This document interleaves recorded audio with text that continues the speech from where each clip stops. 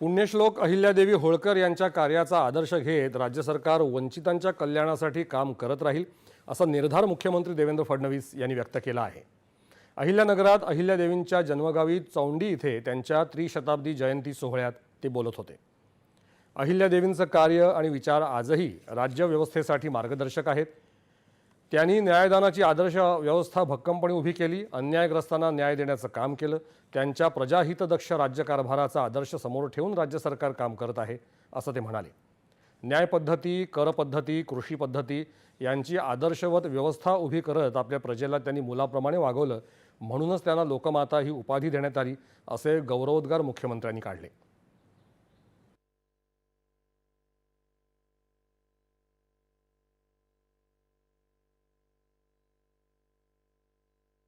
अहिल्या मातांच्या जीवनावर बहुभाषिक कमर्शियल चित्रपट आपण तयार करणार आहोत, जो सगळ्या भाषांमध्ये त्या ठिकाणी आपण तयार करणार आहोत, जेणेकरून केवळ महाराष्ट्रात, मध्य भारतात नाही तर संपूर्ण भारतामध्ये अगदी दक्षिणेपासून उत्तरेकडे, पश्चिमेपासून पूर्वेकडे सगळीकडे अहिल्या मातांचं हे चरित्र, त्यांचं काम, त्यांचं कर्तृत्व आणि या देशावरचे आणि समाजावरचे त्यांचे उपकार हे शेवटच्या माणसापर्यंत पोहोचले पाहिजे, हा आपला निश्चितपणे या ठिकाणी प्रयत्न आहे। मी आपल्याला एवढंच आश्वस्त करतो की ज्या प्रकारे वंचितांकरता अहिल्या मातांनी राज्य चालवलं, आम्ही देखील हे युतीचं सरकार अशाच प्रकारे वंचितांकरता या ठिकाणी चालवू आणि त्याकरता आम्ही आमच्या जीवनाचा एक एक क्षण घालवू, ही प्रतिज्ञा आज अहिल्या मातेंच्या वतीनं समोर आम्ही सगळे या ठिकाणी करतो। उपमुख्यमंत्री एकनाथ शिंदे यांनीही अहिल्यादेवींच्या कार्यकर्तृत्वाला यावेळी मानवंदना दिली।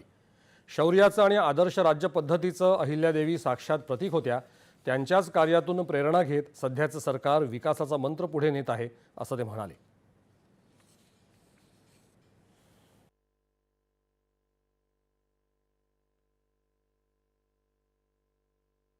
महाराष्ट्राचा अभिमान म्हणजे अहिल्यादेवी, हिंदुत्वाचा हुंकार म्हणजे अहिल्यादेवी, लोकशाहीचा आविष्कार म्हणजे अहिल्यादेवी, शौर्याची तळपती शमशेर म्हणजे अहिल्यादेवी, सत्याचा मंत्र आणि विकासाचे तंत्र म्हणजे अहिल्यादेवी।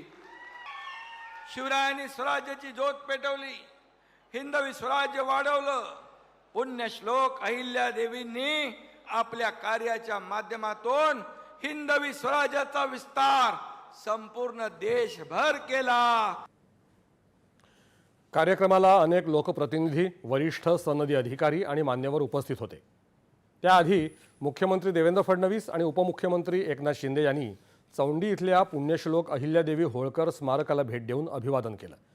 यावेळी विधान परिषदेचे सभापती प्राध्यापक राम शिंदे, जलसंपदा मंत्री राधाकृष्ण विखे पाटील, इतर मागास बहुजन कल्याण मंत्री अतुल सावे यांच्यासह अनेक मान्यवर उपस्थित होते।